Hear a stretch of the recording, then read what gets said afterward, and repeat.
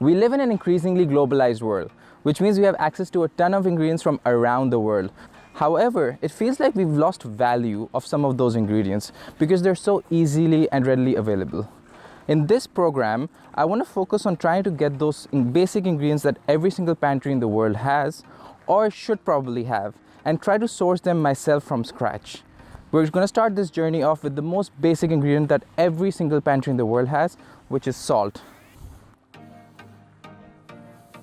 So this is how to make salt. First, you got to find a clean source of water. This is the cleanest source of water I could find in my area. It's in Tunsberg. It's a nice clean area. There are no boats around, so the water should be relatively clean. And just get a big bucket of water. Basically all you need for now. Let's go and filter this out.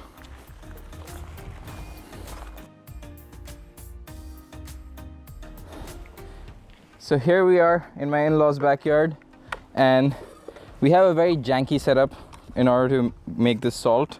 What we're going to first start with is some filter paper, a funnel, something to hold that funnel while we pour the water in. We just want to remove any of the sand particles and any of the gunk that's in the water.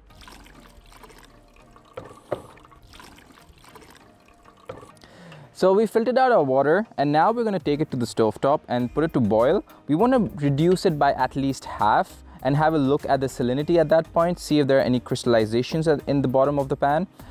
You also want to make sure that any pan that you're using is not worried about damaging it, because you could damage any metal pot that you have. In our case, we have an enamel pot, so it has a higher chance of surviving this whole process. Hi, hello, yes, yes. So let's go, let's boil some water.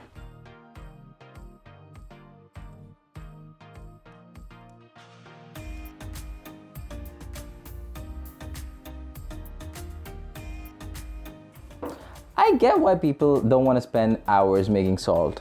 I literally spent the last hour just watching water boil. So it was an experience.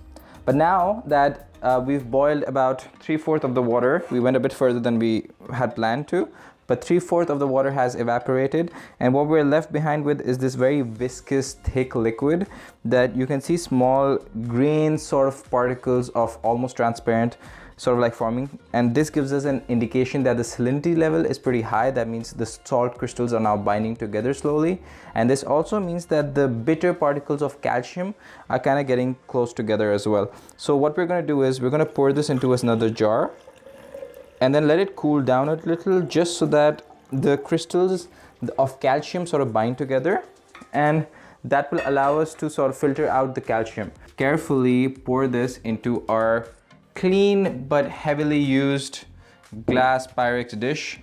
So we're just gonna carefully, with a very thin stream, gonna pour this out so that we can avoid bringing any of those crystallized calcium particles into the bowl. I can see some of them are still coming through, but that's because of a bad pour job.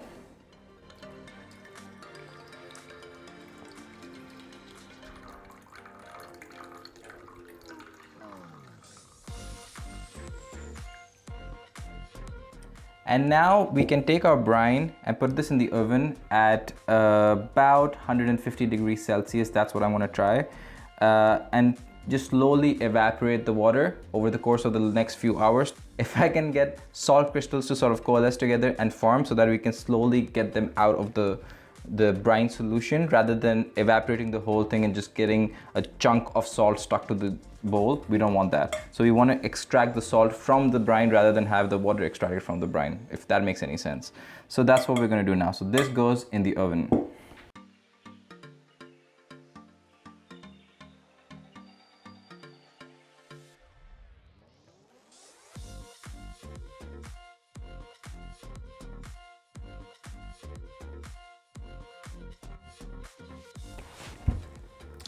So it took us a whole day, and now I'm kind of wondering whether it was actually worth making salt. It's a very, very, very long process of just watching the water boil and evaporate. So if you are gonna make salt at home, I would suggest finding another project to do on the side. I have been periodically checking on this.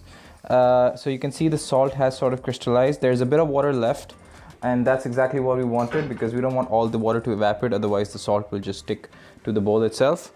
And now we're just going to gently move all the salt to one side, just so that we accumulate all the salt on one side, and then we can easily scoop it out.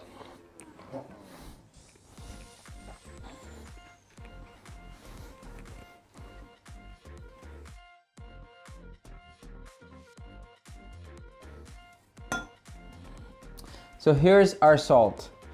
It still has a bit of moisture left. However, most of the salt has been removed from the process. We didn't have to worry about like salt crystallizing too much on the pan and like sticking to it. Some of it stuck to the sides, but it's gonna come off easily because we didn't let it go too far. I'll show you guys how to dehydrate it further.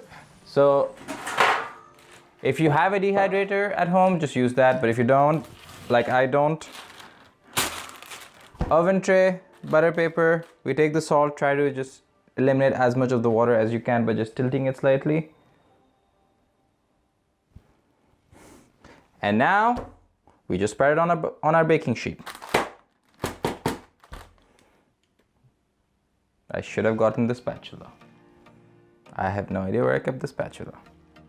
Voila! Spoon, when you forget where you kept the spatula. Spread it out as evenly as you can. Doesn't have to be too even, really. Yeah, done.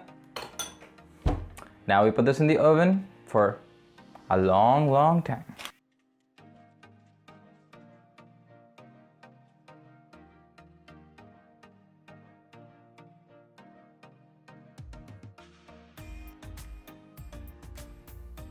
So we spend all evening making sure that the salt dehydrates in the oven at the slowest possible temperature. Every now and then I just open the oven just slightly, just to release any of the moisture that is like formed in the oven. But besides that, I haven't done much to it. And here is our salt. Now, admittedly, that's not great yield for the amount of work we put into. So there is a case for buying salt rather than making your own salt. And you also have a lot of downtime during making salt. I mean, I ended up making, like, I desperately needed a stand for my kitchen towel, so I just got a couple of sticks, sanded it down, and now we have a kitchen stand. That was fun.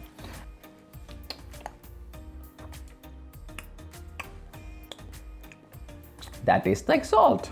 Surprisingly, I was expecting more like sea sort of a flavor, but there really isn't anything. It just tastes like table salt, so I'll take that as a success.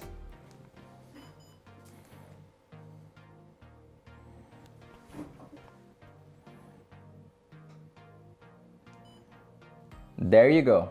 How to make your own salt. Don't forget to like and subscribe.